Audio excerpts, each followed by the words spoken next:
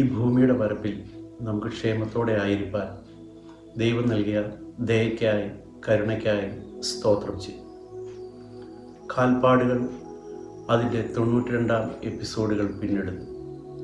ഓരോ ആഴ്ചയിലും നാം കേൾക്കുന്ന ദൈവം നടത്തിയ വഴികളെക്കുറിച്ചും ദൈവം അത്ഭുതകരമായി വിടുവിച്ച സാക്ഷ്യങ്ങളും കേൾക്കുന്നത് നമുക്ക് ഓരോരുത്തർക്കും ആത്മീയമായി വളരെ ഉത്തേജനം നൽകുന്നതാണ് എന്നറിയുന്നതിൽ ഏറെ ദൈവത്തെ ബോധ്യപ്പെടുത്തുന്നു. ഇന്നും നാം ശ്രമിക്കാൻ പോകുന്നത് വളരെ ശക്തമായ ഒരു സാക്ഷ്യമാണ്. ജീവിതത്തിൻ്റെ ഇരുണ്ട നാളുകളിൽ മദ്യത്തിനും മയക്കുമരുന്നിനും അടിമപ്പെട്ട് ഗുണ്ടായുസവുമായി നടന്ന ഒരു മനുഷ്യൻ്റെ അത്ഭുത സാക്ഷ്യം. ആരുടെയെങ്കിലും ഒരു പിച്ചാത്തിപ്പിടിയിൽ തീരേണ്ട ഒരു ജീവിതത്തെ ദൈവത്തിൻ്റെ സ്നേഹം മാറ്റിമറിച്ച അത്ഭുതകരമായ സാക്ഷ്യം നമുക്ക് ശ്രവിക്കാം. ദൈവം നമ്മളെ ഓരോരുത്തരെയും സഹായിക്കട്ടെ. കർത്താവിന്റെ പുണ്യനാമം വാഴ്ത്തപ്പെടുമാറാകട്ടെ. ഈ കാൽപ്പാടുകൾ എന്ന ഈ പ്രോഗ്രാമിലേക്ക് സാക്ഷ്യം പറയാനായിട്ട് ദൈവം അനുവദിച്ച ഈ നല്ല സമയത്തെ ഓർത്ത് ഞാൻ ദൈവത്തെ സ്തുതിക്കുന്നു. ഇത്രമേൽ എന്നെ സ്നേഹിച്ചു, ഇതെത്രയും വിചിത്രമേശു രക്ഷക. എത്ര ദൂരം അങ്ങേ വിട്ടോടി ഞാൻ, അത്ര നീ കാത്തു നിന്നെ നീ. എത്ര ദൂരം അങ്ങേ വിട്ടോടി ഞാൻ, അത്ര നീ കാത്തു നിന്നെ നീ. തള്ളിക്കളഞ്ഞപ്പോഴും തള്ളിക്കളഞ്ഞതില്ല നീ. ചൂടുള്ളൊരപ്പവും കുളിരിന ചൂടും പകർന്നു തന്നു നീ. തള്ളിക്കളഞ്ഞപ്പോഴും തള്ളിക്കളഞ്ഞതില്ല നീ. ചൂടുള്ളൊരപ്പവും കുളിരിന ചൂടും പകർന്നു തന്നു നീ. ഇത്രമേൽ എന്നെ സ്നേഹിച്ചു, ഇതെത്രയും വിചിത്രമേശു രക്ഷക. എത്ര ദൂരം അങ്ങേ വിട്ടോടി ഞാൻ, അത്ര നീ കാത്തു നിന്നെ നീ. ദൈവത്തെ അറിഞ്ഞ നാൾ മുതൽ ദൈവത്തെ ഉയർത്തുക എന്നുള്ളത് എനിക്ക് ഏറ്റവും ഇഷ്ടമുള്ള കാര്യമാണ്. എവിടെ ചെന്നാലും എൻ്റെ ദൈവത്തിന്റെ നാമത്തെ ഉയർത്തുക, ഇത് മാത്രമാണ് ഞാൻ ആഗ്രഹിക്കുന്ന ഏറ്റവും വലിയ കാര്യം. ദൈവനാമം മഹത്വപ്പെടുത്തുക എന്നുള്ളത് എൻ്റെ ജീവിതചര്യയാണ്. ഇതാണ് എനിക്ക് ഏറ്റവും ഇഷ്ടമുള്ള കാര്യം. പ്രിയമുള്ളവരെ, ഞാൻ ഈ സാക്ഷ്യം പറഞ്ഞ വലിയ ശീലമോ ഒന്നും ഉള്ള ആളല്ല. അതിന്റെ അടുക്കും ചിട്ടയായിട്ട് പറയാനൊന്നും എനിക്ക് അറിയത്തില്ല. എന്നാലും നിങ്ങൾ ക്ഷമിക്കുക.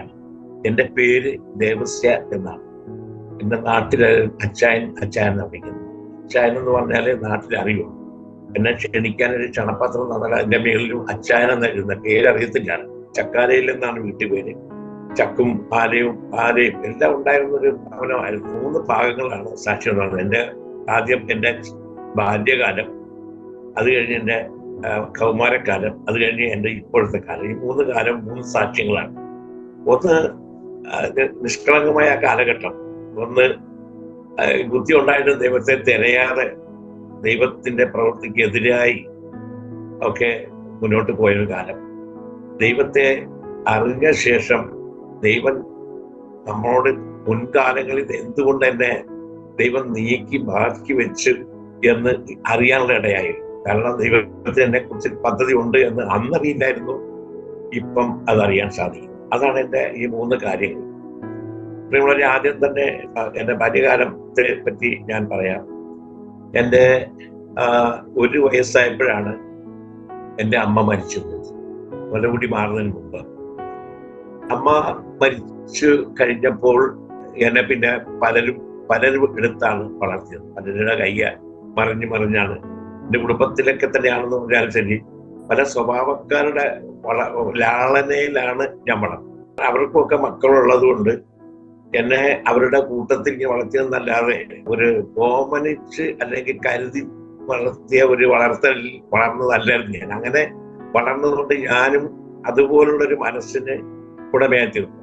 എല്ലാവരോടും ഒരു ഇഷ്ടമില്ലായ്മ കുഞ്ഞുനാളിലേ ഉണ്ട്. കാരണം എന്നോട് കാണിക്കുന്ന ആ ഹൃദയമില്ലായ്മയുടെ അവരുടെ മക്കളോട് അവർ കാണിക്കുന്ന ആ ഒരു സ്നേഹം എന്നോട് കാണിക്കുന്നില്ലല്ലോ എന്നുള്ള ചെറുകാലത്തിലെ ഉള്ള എൻ്റെ ആ ഉള്ളിലെ അമർഷം ഇങ്ങനെ പൊങ്ങി ചെറുപ്പത്തിൽ തന്നെ ഞാനൊരു വഷളൻ സ്വഭാവമായിട്ട് നീങ്ങി. വിടക്കം തന്നെ എണ്ണേണ്ട ഒരു അവസ്ഥയിലൂടെ ചെറുപ്പകാലം തന്നെ എൻ്റെ ജീവിതത്തിലുണ്ടായി. എന്നെ വീട്ടുകാര് എല്ലാം വിടക്കം തന്നെയാണ്. എന്റെ ഭവനത്തിലൊക്കെ നല്ല സമൃദ്ധിയുള്ള ഒരു സമയമാണ്. എന്നാലും ഞാൻ അവിടെ ഒരു പ്രവാസി പോലെ, അതായത് പ്രവാസി എന്ന് പറഞ്ഞാൽ വീട്ടുകാരനല്ലാത്ത ഒരു വീട്ടുകാരൻ, വീട്ടിലുള്ളതാണെങ്കിലും ജോലിക്കാരനെ പോലൊരു അവസ്ഥ. അപ്പൊ ഇങ്ങനെ വളർന്നത് കൊണ്ട് ഞാൻ ഒരു പരിക്കനായിട്ടാണ് ഞാൻ വളർന്നത്. അപ്പൊ ചെറുപ്പത്തിലെ എന്റെ പരിക്കൻ സ്വഭാവം ആ വീട്ടുകാർക്ക് സഹിക്കാൻ വയ്യാത്തൊരു അവസ്ഥയിലോട്ട് കാര്യങ്ങൾ നീങ്ങി. ചുരുക്കി പറയാലോ, എന്നെ എല്ലാവരും വിടക്കം നേടി എന്നെ തള്ളിക്കും. ചെറുപ്പത്തിലേ എന്റെ അനുഭവം അതാണ്. ഒരു നിവൃത്തി ഇല്ലാതെ ഇങ്ങനെ എന്ത് ചെയ്യണമെന്നറിയാതെ ഇങ്ങനെ ഞാൻ നാട് വിട്ട് പോകാൻ തീരുമാനിച്ചു. കൊച്ചുനാളിലെ നാട് വിട്ട് പോകാൻ തീരുമാനിച്ചു. ഒരു 5ാം ക്ലാസ് വരെ പഠിച്ചിട്ടുള്ളത്. 6ാം ക്ലാസ്സിലോട്ട് വരുന്നതിന് മുമ്പ് തന്നെ ഞാൻ നാട് വിട്ടു. ഞാന് നടന്ന് ചങ്ങനാശ്ശേരി അവിടെ ചെന്ന് കള്ളവണ്ടി കയറി, ലക്ഷ്യമൊന്നുമില്ല, എത്രത്തോളം ദൂരെ പോകാം എന്നുള്ള രീതിയിൽ അങ്ങ് പോവുകയാണ് ചെയ്തത്. ചങ്ങനാശ്ശേരി ട്രെയിൻ കയറി ഏതാണ്ട് കോഴിക്കോട് അടുത്ത് പറോക്കി വെച്ച് എന്നെ TTR ടിക്കറ്റ് ഇല്ലാത്തതിന് പിടിച്ച് പിന്നെ റെയിൽവേ പോലീസിന്റെ സ്റ്റേഷനിൽ കൊണ്ടാക്കി. കുറേ നേരം അവിടെ നിന്നപ്പോ ഈ പോലീസുകാർ അവരുടെ വഴിക്ക് പോകും, ഞാൻ അവിടെ ഇരിപ്പാൻ. അടുത്ത വണ്ടി വന്നപ്പോ ഞാൻ അതിലേക്ക് ആ വണ്ടി അവിടെ നിന്ന് വിട്ട് കൊയിലാണ്ടി വടകര ആ ഭാഗത്ത് നിന്നപ്പോ പിന്നെ എന്നെ TTR പിടിച്ചു. അങ്ങനെ TTR പിടിച്ച് അവിടെ അന്നത്തെ ആ റെയിൽവേ പോലീസിന്റെ സ്റ്റേഷനിൽ കൊണ്ട് എന്നെ ഇരുത്തും. അപ്പം ഇങ്ങനെ എന്നെ പിടിക്കും, അവര് കൊണ്ടുവന്നിരുത്തും. കുറച്ച് കഴിയുമ്പോൾ അടുത്ത വണ്ടി വരുമ്പോൾ ഞാൻ കയറിപ്പോവും. ഇങ്ങനെ പോയി ഞാൻ ബോംബെ വരെ എത്തി. ബോംബെയിലെത്തി അവിടെ ചെന്ന് കഴിഞ്ഞ് അവിടെ ഞാൻ നേരത്തെ പറഞ്ഞല്ലോ, ഞാനൊരു പരിക്കനായ മനുഷ്യനായിട്ടാണ് വളർന്നത്. അപ്പൊ എന്റെ ശരീരം ആരെങ്കിലും അടിച്ചാലും പിടിച്ചാലും എനിക്ക് വലിയ വേദന ഒന്നും തോന്നുന്നില്ല. പക്ഷെ അത് തിരിച്ച് ചെയ്യുമ്പോൾ അത് കഠിനമായ ഒരു പ്രവൃത്തിയായിപ്പോ. അങ്ങനെയുള്ള ഒരു ജീവിതമായിരുന്നു ഈ നാട്ടിൽ ഇവിടെ ആയിരുന്നപ്പോ, കൊച്ചിലായിരുന്നു ഞാൻ ആയിരുന്നത്. പ്രിയമുള്ളവരെ, അവിടെ ചെന്ന് കഴിഞ്ഞപ്പോഴത്തേക്ക് എനിക്ക് ബോംബെയിലെ കൂലിക്ക് ആളെ ജോലിക്കെടുക്കും. കപ്പലിൽ ചരക്കിറക്കിന്റെ അതിനെ കൂലിക്ക് ആളുകൾ. അപ്പൊ ആ കൂട്ടത്തിൽ അവിടെ നിന്ന് വന്ന് നിന്നപ്പോ എന്നെ അവർ കോൺട്രാക്ടർ പരിചയപ്പെട്ട് ആ കോൺട്രാക്ടർ എന്നെ അവിടെ ജോലിക്കാക്കി. നല്ല പൈസ എല്ലാം കിട്ടും. പുറത്തിറങ്ങി ആർക്കും പൈസ കൊടുക്കാനൊന്നും ഇല്ലാത്തതുകൊണ്ട് ഈ കിട്ടുന്ന പൈസയ്ക്ക് അന്ന് കിട്ടുന്ന ലഹരി വസ്തുക്കളെ ചരസ്, കഞ്ചാവ്, പിന്നെ റാക്ക്, ഇങ്ങനെയുള്ള ലഹരി വസ്തുക്കളൊക്കെ ഇങ്ങനെ സുലഭമായിട്ട് കിട്ടും. അവിടെ അങ്ങനെ ഒരു കൂട്ടുകെട്ടും ഉണ്ടായി. അങ്ങനെ പ്രശ്നം, ഈ കള്ളുമെല്ലാം കുടിച്ച് പ്രശ്നം ഉണ്ടാകും. അവിടുത്തെ പോലീസ് പിടിക്കും, അകത്ത് ചെല്ലും. കോൺട്രാക്ടർ പിറ്റേ ദിവസം വന്ന് ഇറങ്ങിക്കൊണ്ടുവരും. പിന്നെയും 2 ദിവസം കഴിയുമ്പോൾ ഇതുപോലെ പ്രശ്നം ഉണ്ടാകും, പോലീസ് പിടിക്കും, എന്നെ പിന്നെ അകത്ത് കൊണ്ടുപോയി ഇടും. പിന്നെ കോൺട്രാക്ടർ അറിഞ്ഞ് 2 ദിവസം കഴിയുമ്പോൾ എന്നെ ഉണ്ടാകും. പിന്നെ കോൺട്രാക്ടർ എന്നെ ഇറക്കും, ഞാൻ പിന്നെയും ജോലി ചെയ്യും. പിന്നെയും ഞാൻ ഈ പഴയ പടി പ്രശ്നങ്ങൾ ഉണ്ടാക്കും. ഇങ്ങനെ അവരുടെ കൈ എൻ്റെ പുറത്തും എൻ്റെ കൈ അവരുടെ പുറത്തുമായിട്ട് ഇങ്ങനെ. അപ്പൊ ഏകദേശം നിങ്ങൾക്ക് മനസ്സിലായാലും എൻ്റെ വളർച്ച എങ്ങനെയായിരുന്നു. അങ്ങനെ അവിടെ നിൽക്കാൻ പാടില്ലാത്ത രീതിയിൽ പ്രശ്നങ്ങൾ ഉണ്ടായിക്കഴിഞ്ഞപ്പോൾ ഞാൻ ബോംബെയിൽ ഇനി നിന്നാൽ അപകടമാണെന്ന് കണ്ടു എന്റെ കോൺട്രാക്ടർ തന്നെ എൻ്റെ അടുത്ത് പറഞ്ഞു, എന്നെ ശ്രദ്ധിച്ച ഒരു കാര്യം ചെയ്യും, ഇനി ഇവിടെ നിന്നാൽ നിനക്ക് വല്ലാത്തൊരു അപകടത്തിലേക്ക് നീ നീങ്ങുകയാണ്, അതുകൊണ്ട് നീ നാട്ടിൽ പോയിക്കോന്ന് പറഞ്ഞ് എനിക്ക് ടിക്കറ്റ് എടുത്ത് തന്നു. അദ്ദേഹം എന്നെ നാട്ടിലേക്ക് അയച്ചു. അങ്ങനെ നാട്ടിൽ വന്നു കഴിഞ്ഞപ്പോഴത്തേക്ക് ഞങ്ങളുടെ പള്ളി പെരുന്നാളിന് എൻ്റെ ഒരു കസിൻ ബ്രദർ അവിടെ ചെന്ന് ഒരു പ്രശ്നം ഉണ്ടാക്കി. ആ പ്രശ്നത്തിൽ ഞാൻ പോയി ഇടപെട്ട് കഴിഞ്ഞപ്പോൾ ഞാൻ ഇടപെട്ടപ്പം വലിയ പ്രശ്നമായി. പിറ്റേന്ന് പെരുന്നാളിന്റെ അന്ന് പ്രശ്നം ഉണ്ടായത് സമുദായ പ്രശ്നമായി. പ്രശ്നങ്ങൾ അവതാളത്തിലാക്കി. അത് ഞാനാണ് ആക്കിയത്. ഞാൻ ആ മനഃപൂർവ്വം ആക്കിയതല്ല. വല്ലാത്തൊരു വർഷത്തിൽ വന്ന് എന്നെ എല്ലാവരും കൂടി വളഞ്ഞ് അടി മുറി കഴിഞ്ഞപ്പോഴത്തേക്ക് എനിക്ക് രക്ഷപ്പെടാൻ മറ്റു മാർഗമൊന്നുമില്ല. ഞാൻ എൻ്റെ അരയിൽ നിന്ന് കത്തി ഊരി അതിന്റെ പ്രധാനിയായ ഒരുത്തന്റെ എന്നെ അടിക്കാൻ കൈവയ്ക്കുക കറ്റത്ത് തന്നെ കുത്തി കഴിഞ്ഞപ്പോഴത്തേക്ക് കത്തി കുത്തിയെടുത്ത് വെച്ചിട്ട് പോകാൻ പറ്റത്തില്ല. കാരണം ഈ കത്തി ഇല്ലെങ്കിൽ എനിക്ക് അവിടെ രക്ഷപ്പെടാൻ പറ്റത്തില്ല. ഞാൻ ആ കത്തി വലിച്ചു. കത്തി ഊരി കഴിഞ്ഞപ്പം കത്തി കയറിയ പാട്ടിൽ ചോര ചിറ്റി. അവിടെ ആ സകലം ചോര പ്രശ്നമായി. ഇവൻ താഴെ വീണ് അന്ന് ആഗസ്റ്റ് 15 അന്ന് ആയതുകൊണ്ട് പോലീസുകാരെല്ലാം ഗ്രൗണ്ടിലാണ്. ആ പരേഡിനൊക്കെ പോയിരിക്കുകയായിരുന്നു. ഫോൺ ചെയ്തിട്ടൊന്നും പോലീസുകാർ വന്നില്ല. ഞാന് ഇവിടുന്ന് ഒന്നെങ്കിൽ പോലീസുകാർ വന്നാൽ ചിലപ്പോൾ ഇവിടെ നിന്ന് എന്നെ രക്ഷപ്പെടും, അല്ലെങ്കിൽ എനിക്ക് രക്ഷപ്പെടണം, അല്ലെങ്കിൽ പിച്ചാത്തി വേണം. ഞാൻ പിച്ചാത്തി ഒരു കഴിവില്ല. അപ്പൊ ഇവരെല്ലാവരും ഈ സമുദായം മുഴുവൻ എന്റെ ചുറ്റിലും, ഞാൻ ഒറ്റയ്ക്ക്. അപ്പൊ ഇവര് എന്റെ അടുത്ത് അടുക്കാൻ പേടി, എന്റെ കൈ പിച്ചാത്തി. അപ്പൊ എന്നെ പറ്റി ഒരു വല്ലാത്തൊരു സംസാര വിഷയവും വന്നു. ഞാൻ മൊബൈലൊക്കെ പോയി പുസ്തകങ്ങളൊക്കെ ഉണ്ടാക്കി വന്നവനാണെന്ന്. അപ്പൊ അങ്ങനെ ഒരു പേടിയാവും. എന്ത് തന്നെ ആയിരുന്നാലും വിഷയം വളരെ കടുപ്പത്തിലേക്ക് കയറി. ഞാന് എങ്ങനെയാലും ഇവിടെ നിന്ന് വീട് നിൽക്കുന്ന ഭാഗത്തേക്ക് ഓടി രക്ഷപ്പെടാന്ന് പറഞ്ഞാൽ ഓടിയപ്പോ ഇവരെല്ലാരും എന്റെ പുറകെ. ഞാന് പെട്ടെന്ന് തന്നെ ഞാൻ ഓടിക്കൊണ്ടിരിക്കുക. എന്റെ പുറകെ വന്ന ആൾക്കാർക്ക് ഞാൻ തിരിഞ്ഞു നിൽക്കുമ്പോൾ ഓടി വന്ന ആൾക്കാരെല്ലാം ഇങ്ങോട്ട് വന്നത് എത്ര 30 മൈൽ സ്പീഡിലാണെങ്കിൽ അവർ 60 മൈൽ സ്പീഡിൽ പ്രാണരക്ഷാർത്ഥം തിരികെ ഓടും. അത് തിരികെ ഓടുമ്പം കൂട്ടുമുട്ടി അവർ വീണു, പരസ്പരം ചവിട്ടിയും കാണെ വീണു. ഒത്തിരി പേർക്ക് പരിക്കേറ്റ്. ഇങ്ങനെ 2-3 ആവർത്തി ഉണ്ടായപ്പോൾ ഒത്തിരി പേർക്ക് പരിക്കേറ്റ്. ഞാൻ അതിന്റെ വിടവിൽ കൂടി രക്ഷപ്പെട്ടു. പക്ഷെ വന്ന പോലീസുകാർ നോക്കുമ്പോൾ ഞാൻ ഒറ്റയ്ക്കാണ്. 10-40 പേർക്ക് ഭയങ്കര പരിവന്ന്. ഒരു 5-8 പേരുടെ കാലും കൈയൊടി. കാരണം അതൊക്കെ ഞാൻ ചെയ്തതല്ല. ഇവര് പരസ്പരം പേടിച്ച് കൂട്ടിമുട്ടി അവർ കാണേ വീണു ഒക്കെ ഉണ്ടായ പരിക്കാണ്. പോലീസുകാർ ഇത് പർവ്വതീകരിച്ച് ഞാൻ ഒറ്റയ്ക്ക് ഒരാളെ കുത്തിവീഴ്ത്തുകയും ഇത്രയും പേരെ പരിക്കേൽപ്പിക്കുകയും ചെയ്ത ഒരു മഹാശക്തിമാൻ എന്നുള്ള രീതിയിൽ എന്നെ പറ്റിയൊരു വാർത്ത പ്രചരിച്ചു. അങ്ങനെ ഞാൻ അവിടെ ഇങ്ങനൊരു പരിവേഷത്തിലായി. ഞാനങ്ങനെ ഒളിപ്പോയി.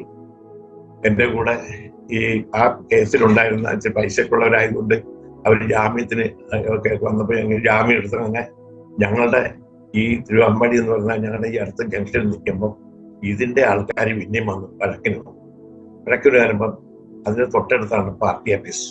അതിൽ ചില വലിയ വില്ലന്മാരൊക്കെ, എനിക്കറിയത്തില്ല ഇവര് പാർട്ടിക്കാര് ഇങ്ങനെയുള്ള കാര്യം, അവരും നിൽപ്പുണ്ട്. അവര് വന്ന് വെല്ലുവിളിച്ചപ്പോഴത്തേക്ക് നാളെ ആ വെല്ലുവിളി ഞാൻ സ്വീകരിച്ച് ഞാനങ്ങ് ഏറ്റെടുത്തു. നാളെ ഇതുവഴി ഞങ്ങൾ വരും, അപ്പൊ കാണാമെന്ന് പറഞ്ഞിട്ടാണ് അവർ പോയത്. വലിയ ആൾക്കാരെ ഞങ്ങളിവിടെ ഉണ്ടാകും, നിങ്ങൾ ചോദിക്കാൻ വരണമെന്ന്.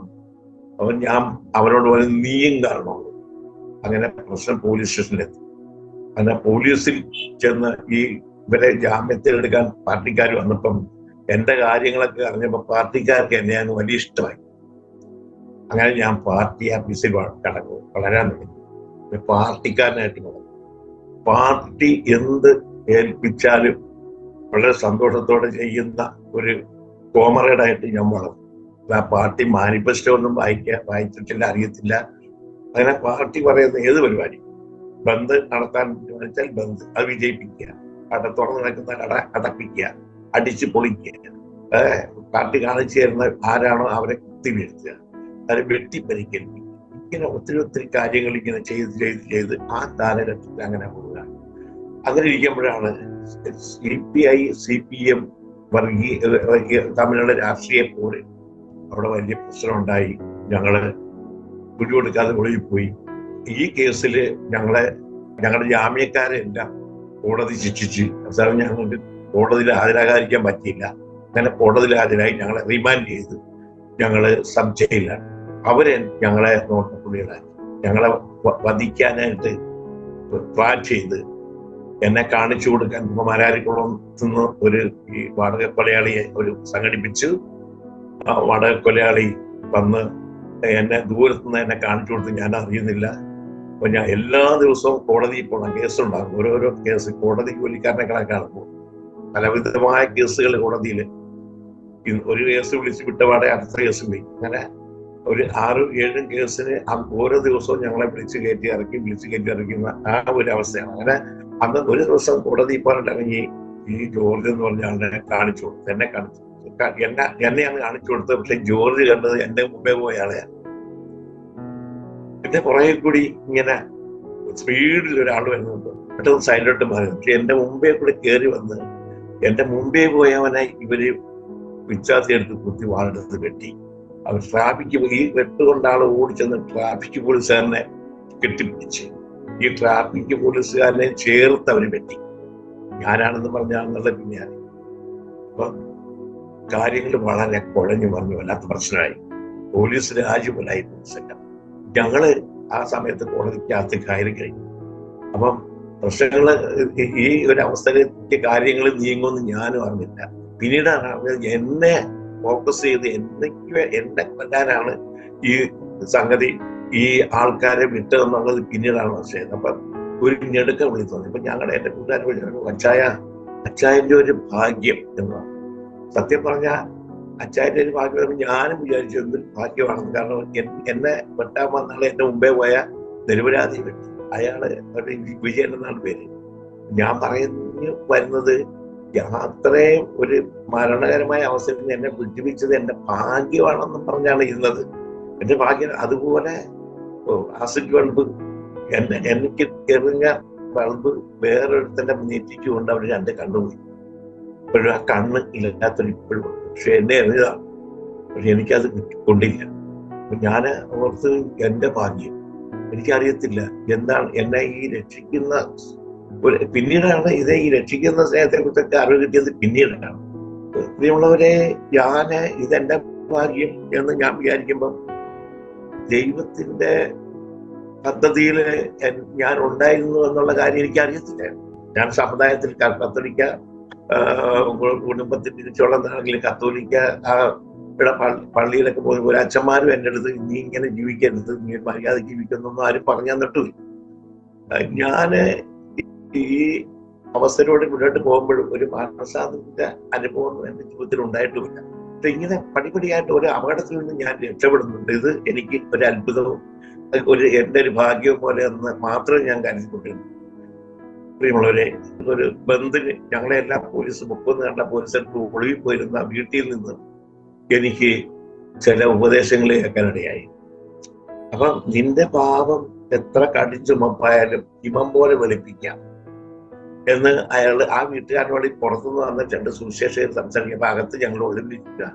അപ്പൊ അവിടെ വന്ന ഉപദേശി പറഞ്ഞു കൊടുക്കുന്ന കാര്യമാണ്, നിന്റെ പാപം എത്ര കടിച്ചുമപ്പായാലും അത് ഹിമം പോലെ വെളുപ്പിക്കാം, ഇനി പാപം ചെയ്യരുത് എന്നുള്ള ആ ഒരു സംസാരം എന്നെ വല്ലാതെ എന്റെ ഹൃദയത്തിൽ ഇങ്ങനെ വല്ലാതെ കയറി. അത് കയറി ഉള്ളിലിരുന്നു.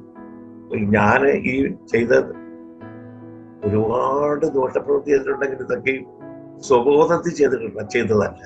കള്ളും ഒക്കെ കുടിച്ച് ബോധമില്ലാത്ത സമയത്തൊക്കെ ചെയ്ത കാര്യങ്ങളാണ്. സുബോധത്തിൽ ഞാൻ ആരെയും ഉപദ്രവിച്ചിട്ടില്ല. സുബോധത്തിൽ നല്ല കാര്യം ഞാൻ ചെയ്തിട്ടുമുണ്ട്. ഒരിക്കൽ സമരം നടക്കുമ്പം അത് സമരം പൊളിക്കാനായിട്ട് അത് ഓഫീസേഴ്സ് വന്ന് തുറക്കും.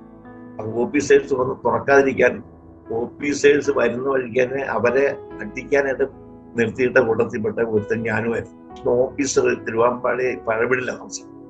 അദ്ദേഹം അത് തുറക്കാൻ വരരുത്, അതിനുവേണ്ട അദ്ദേഹത്തെ വീടിന്റെ ഭാഗത്ത് വെച്ച് തന്നെ ഇറങ്ങുമ്പോൾ തരണം, അതിനുവേണ്ടാണ് ഇട്ടിരിക്കുന്നത്.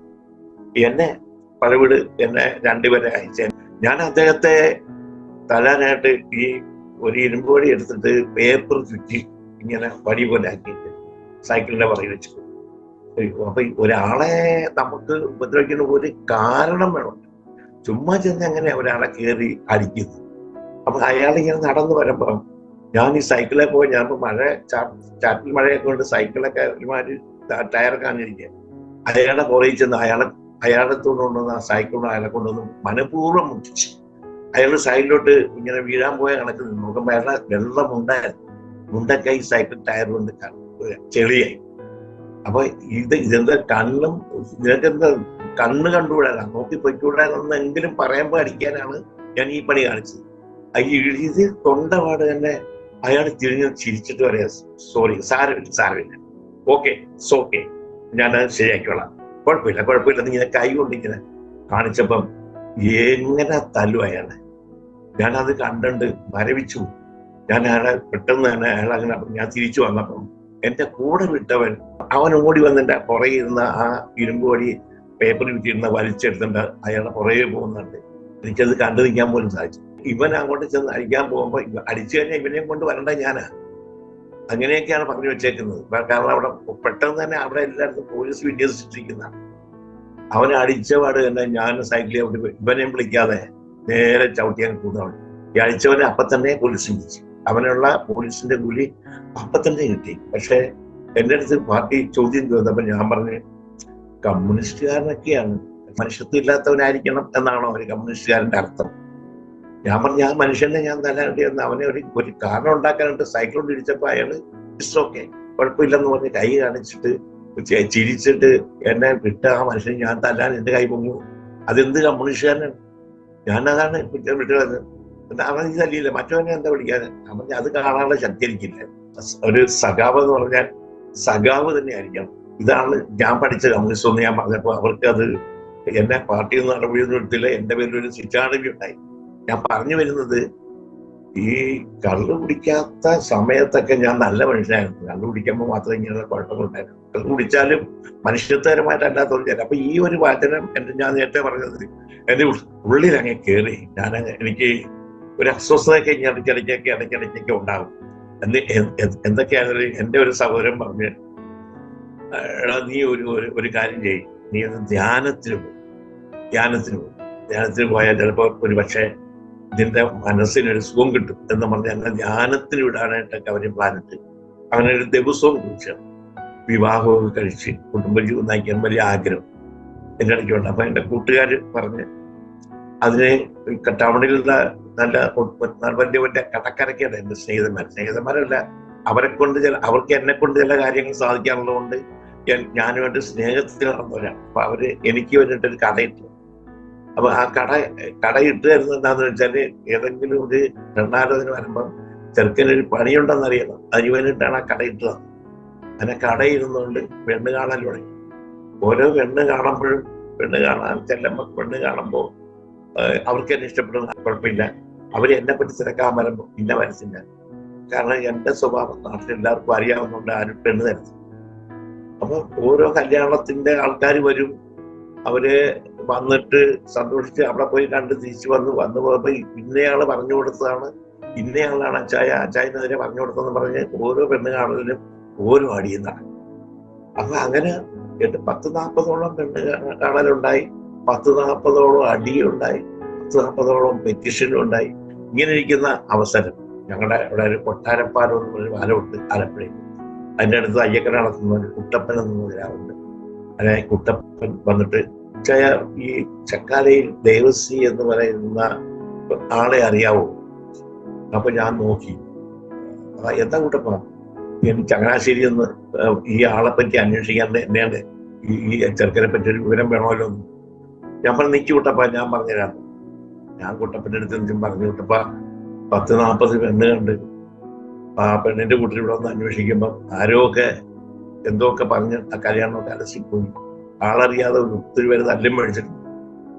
അപ്പൊ ഇപ്പം ഈ പറയുന്ന ആള് ഞാനാ, ചക്കാല ദേവസി എന്ന് പറഞ്ഞ ഞാനാ. എനിക്ക് വേണ്ടിയിട്ടാണ് അവര് അന്വേഷിക്കാൻ നിന്നെ വിട്ടിരിക്കുന്നത്. നിനക്ക് ഇഷ്ടമുള്ളതുപോലെ പറയാം. അവസ്ഥ ഇതാണ്. നീ എന്നൊക്കെ നിനക്ക് എന്നെ അറിയാമല്ലോ. അപ്പൊ ഞാൻ എങ്ങനത്തവനാണെന്ന് അവരോട് പറഞ്ഞിട്ട് കുട്ടപ്പൻ വാ എന്ന് പറഞ്ഞു. കുട്ടപ്പൻ അവിടെ കുട്ടപ്പൻ ആകെ വല്ലാത്ത ഒരു അവസ്ഥയിലായി. കുട്ടപ്പൻ അവിടെ ചെന്ന് പറഞ്ഞത് എന്താണെന്നറിയാമോ? ആലപ്പുഴയില് അന്തോണീസ് പുണ്യാളം കഴിഞ്ഞാൽ പിന്നെ ഏറ്റവും നല്ല ഒരു മനുഷ്യൻ ഞാനാണെന്നാണ്. അങ്ങനെ അവരുടെ വീട്ടിൽ ചെന്ന് എന്നെ പറ്റി അങ്ങനെ പറഞ്ഞ കാരണം ആ കല്യാണം ഒക്കെ കുറച്ച് നടക്കാൻ ഇടയായി. കല്യാണം നടക്കുന്നതിന്റെ ഒരാഴ്ച മുമ്പ് ഒരു കൊലപാതകം ഉണ്ടായി. അതുവരെ ഞാനും ഒരുമിച്ച് നടന്ന ആൾക്കാരെല്ലാം കൂടി, ഞാനൊഴിച്ച് ബാക്കി എല്ലാവരും കൂടിയാണ് ഈ കൊലപാതകം നടത്തിയത്. 67 വെട്ടിക്കൊന്നതാണ്. ഈ കേസ് കല്യാണത്തിന് ഒരാഴ്ച മുമ്പ് പോലീസ് എല്ലാം വീട്ടിൽ വന്ന് എന്റെ കല്യാണം ഏകദേശം തീരുമാനമായി. അവിടെയും എനിക്കൊരു തുണ കിട്ടി. എന്റെ ഒരു സ്നേഹിക്കുന്ന ഒരാള്, അദ്ദേഹം ചെന്ന് SP അടുത്ത് കാര്യങ്ങളൊക്കെ പറഞ്ഞ്, SP പറഞ്ഞു ഞാൻ അന്വേഷിക്കട്ടെ, അവനതിനകത്ത് ഉൾപ്പെട്ടിട്ടുണ്ടെങ്കിൽ പിടിച്ചിരിക്കുമെന്ന് പറഞ്ഞു. അയാളുടെ അന്വേഷണത്തിൽ ഞാൻ അതിനകത്തില്ല എന്നറിഞ്ഞു. അത് ഞാൻ നിർഭയനായിട്ട് കാര്യങ്ങൾ മുന്നോട്ട് പോകാൻ തോന്നി. എനിക്ക് ഈ എൻ്റെ ജീവിതത്തിലുണ്ടായ ഈ പ്രശ്നങ്ങളും ഈ കാര്യങ്ങളും ഒക്കെ എങ്ങനെയാണ് ഞാൻ രക്ഷപ്പെട്ടതെന്നുള്ളത് ഞാൻ ഇടയ്ക്കിടയ്ക്ക് ചിന്തിക്കൊണ്ടെങ്കിൽ എനിക്ക് മനസ്സിലായിരുന്നു. അപ്പൊ അങ്ങനെ അന്ന് ആ വീട്ടിൽ അന്ന് പറഞ്ഞ ആ മനുഷ്യരെ എനിക്ക് പിന്നീട് കാണാനിടയായി. അവരുമായിട്ട് ഞാൻ പിന്നെ നിരന്തരം സംസാരിച്ച് ഞാൻ അന്നാണ് അറിയുന്നത്, എന്നെ അവിടെ എന്നെ കൊല്ലാമെന്നവരുടെ കയ്യിൽ നിന്ന് എന്നെ രക്ഷിച്ചത് എൻ്റെ ദൈവമായ കർത്താവാണെന്ന് ഞാൻ അന്നാണ് അറിയുന്നത്. കാരണം അയാൾ പറഞ്ഞ വചനം എൻ്റെ ഉള്ളിൽ കയറി നന്നായിട്ട് പരിവർത്തിച്ചു. ദൈവസ്നേഹം എൻ്റെ ഉള്ളിൽ കയറുന്നത് ഏത് രീതിയിലാണെന്നുള്ളത് എനിക്കറിയത്തില്ല. പക്ഷേ എൻ്റെ ഹൃദയത്തിൽ അത് തറഞ്ഞ് അദ്ദേഹം ഒരുപാട് കാര്യങ്ങൾ വചനത്തിൽ നിന്ന് എന്നെ പറഞ്ഞ് മനസ്സിലാക്കി കൊടുത്തു.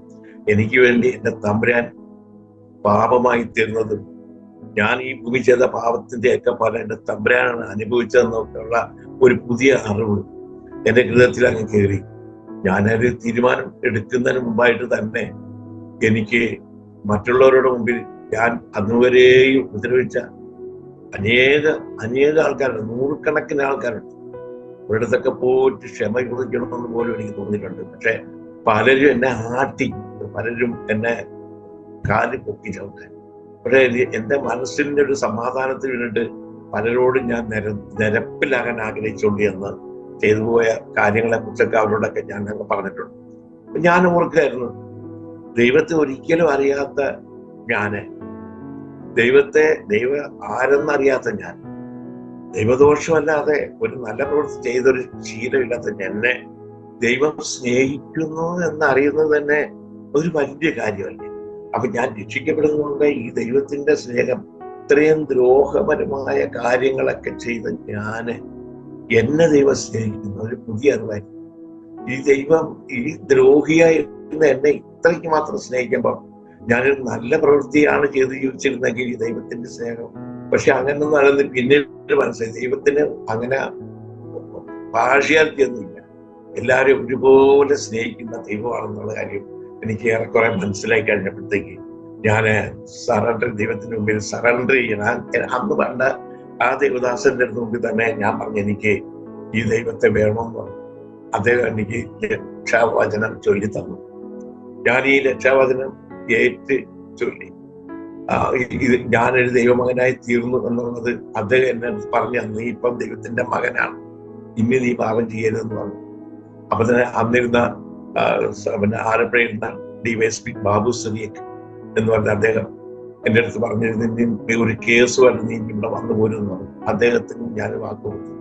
എൻ്റെ പേരിൽ ഒരു പെൻഷനും പോലും ഉണ്ടാകാതിരിക്കാൻ വളരെ ശ്രമിച്ചു. എൻ്റെ അപ്പന് പറഞ്ഞാൽ പോലും ചെകിടനെ പോലെ കേട്ട് പ്രതികരിക്കാതെ മുന്നോട്ട് പോകാൻ ഞാൻ പഠിച്ചു. അങ്ങനെ ഓരോ പ്രശ്നങ്ങളുണ്ടാകുമ്പോഴും അവിടെ എല്ലാം നിർഭയനായിട്ട് നിന്ന് എൻ്റെ കൂട്ടത്തിലുണ്ടായിരുന്നവരെല്ലാം എന്നെ തള്ളി പറയത്തക്ക രീതിയിൽ പേടിത്തുണ്ടായിരുന്നു. അതുപോലെ പറയുന്ന രീതിയിലായിട്ട് ഞാനതെല്ലാം ഈ ദൈവത്തിന്റെ സ്നേഹത്തെ ചൊല്ലി അതെല്ലാം ഞാൻ സഹിച്ച്. ഞാൻ കല്യാണം കഴിച്ച്, കല്യാണത്തിന്റെ കാര്യം ഒത്തിരി പറയാനുണ്ട്, നമുക്ക് തമ്മിൽ സമയമില്ല. എനിക്ക് ആദ്യം ഇരുന്നത് എൻ്റെ ഇന്റിമേറ്റ് ഞങ്ങളുടെ വീട്ടിലെ ഞാൻ ആദ്യം ഭക്ഷണം കഴിക്കാനിരുന്നു. എൻ്റെ കൂടെ എൽസമ്മ എന്നാണ്, എൻ്റെ ഭാര്യയുടെ പേര് എൽസമ്മ എന്നാണ്. ഞാൻ ഭക്ഷണം കഴിക്കാനിരുന്നു, ഞങ്ങളാണ് ഒരുമിച്ച് കഴിച്ച്. ഞാൻ ആദ്യം കൈകഴുകാൻ പോയപ്പോൾ ഈ എൻ്റെ കൂട്ടുകാരൻ്റെ അമ്മ എൻ്റെ ഭാര്യയുടെ തലയെ കഴിച്ചു, എൻ്റെ കുഞ്ഞെ നിന്റെ വിധി ഇതായി പോയല്ലോ എന്ന് പറഞ്ഞു. എൻ്റെ കുഞ്ഞെ നിന്റെ വിധി ഇതായി പോയല്ലോ എന്ന് അവിടെ തലയെ കൈ വെച്ച് പറഞ്ഞു. നമുക്കത് മനസ്സിലായില്ല, അവിടെ ചങ്ങനാശ്ശേരിയിലുള്ളതാ. ഈ കുത്തും വഴക്കും ബഹളവും നമുക്ക് അറിയത്തേ ഇല്ല. അപ്പൊ എൻ്റെ അടുത്ത് പറഞ്ഞ് ഇങ്ങനകത്ത് ഭാരപ്പെടേണ്ടെന്ന് പറഞ്ഞ് എന്നോട്. അപ്പൊ എൻ്റെ ഉള്ളിൽ അത് കയറി. പക്ഷെ എൻ്റെ കൂട്ടുകാരൊക്കെ എനിക്ക് എൻ്റെ കല്യാണത്തിന് ഒരു സമയം വെച്ചായിരുന്നു. ഇവൻ ഏറിയ 6 മാസം, അങ്ങേ അറ്റം പോയാൽ 1 വർഷം. അതിനോട് അവര് കൊടുത്ത സ്വർണ്ണം മറ്റു കാര്യങ്ങളൊക്കെ വാങ്ങിച്ച് അടിച്ച പെണ്ണ് അവിടെ വീട്ടിലൊക്കെ അച്ഛൻ എൻ്റെ കാലദൈർഘ്യം അവര് എണ്ണി. എൻ്റെ വിവാഹത്തിന്റെ ദൈർഘ്യം ഏറിയാൽ 6 മാസം അല്ലെങ്കിൽ 1 വർഷമാണ്. ഞാനും വിചാരിച്ചു അവരുടെ കണക്കൂട്ടലിൽ നിന്ന് കൊടുക്കാൻ പാടില്ല. അങ്ങനെ ഞാനും വിചാരിച്ചു ഇത്രയെല്ലാം ആയിട്ടും ഇത്രയെല്ലാം ദോഷം ഒക്കെ ഈ ലോകത്തോടൊക്കെ ചെയ്ത് ഞാൻ എൻ്റെ ഭാര്യ ഇപ്പൊ ഇത്രയും നാളായി, 2 3 മക്കൾ വലുതായി. കൊച്ചുമക്കളും ഞാനൊരു ഈർക്കിലെടുത്ത് പോലും എൻ്റെ ഭാര്യയെ തലയിട്ട്. അവർക്ക് അറിയത്തില്ല ഇങ്ങനെയുള്ള മനുഷ്യനായിരുന്നത്. പിന്നീട് നാട്ടുകാർ പറഞ്ഞാണ് ഞാൻ ഇങ്ങനെ ഒരു കുപ്രസിദ്ധനാണെന്ന് അറിഞ്ഞത്. എന്റെ സ്വഭാവം കണ്ട ഞാൻ എന്റെ കള്ളുകൂടിയൊക്കെ നിർത്തി തന്നത് ഒരു അഡീഷൻ സെന്ററിൽ പോയിട്ടല്ല. ഞാൻ പോർട്ടുവലി ഇഞ്ചക്ഷൻ ചെയ്യുമായിരുന്നു, പിന്നെ മയക്കുമരുന്ന് ഇഞ്ചക്ഷനൊക്കെ എടുക്കുമായിരുന്നു, കഞ്ചാവ് നിരന്തരം വലിക്കുമായിരുന്നു. വെള്ളമടിക്കാതെ ജീവിക്കാൻ പറ്റുന്നില്ല. ഇതിൽ നിന്നൊക്കെ ഒരു അഡിക്ഷൻ സെന്ററിൽ പോയിട്ടല്ല എനിക്ക് ഇതിൽ നിന്ന് വിടൽ കിട്ടിയത്. എന്റെ കർത്താവ് ഇങ്ങനെ ഓരോരുത്തരോടെ ഞാൻ തീരുമാനിച്ചു എനിക്ക് എന്റെ ജീവിതത്തിൽ ഇത് വേണ്ടെന്ന്. അപ്പൊ ഞാൻ തീരുമാനിച്ചപ്പോ എന്റെ ശരീരത്തിന്റെ ബലഹീനത, ഞാൻ ആ ബാറിന്റെ മുമ്പിൽ കൂടി പോകുമ്പോൾ അറിയാതെ എന്റെ വണ്ടി അങ്ങോട്ട് തിരിയാൻ ശ്രമിക്കുമ്പോൾ ഞാൻ ബലമായിട്ട് തിരിച്ചു കയറാതെ പോകും. അങ്ങനെ ഒരു 10 ആവർത്തി ആയപ്പോൾ എനിക്ക് ശീലമായി. അങ്ങനെ ഞാൻ കള്ളുകൂടി നിന്നത് ഞാനും എന്റെ ആഗ്രഹം ദൈവം എന്നോട് കൂടി നിന്നു. അതാണ് എന്റെ കള്ളുകൂടി നിൽക്കാൻ കാര്യം. എന്റെ സിഗരറ്റ് വലിക്കും, ഭയങ്കരമായിട്ട് സിഗരറ്റ് വലിക്കുമായിരുന്നു. കടയാണല്ലോ എനിക്ക്, കട ഭയങ്കരമായിട്ട് സിഗരറ്റ് വലിക്കുമായിരുന്നു.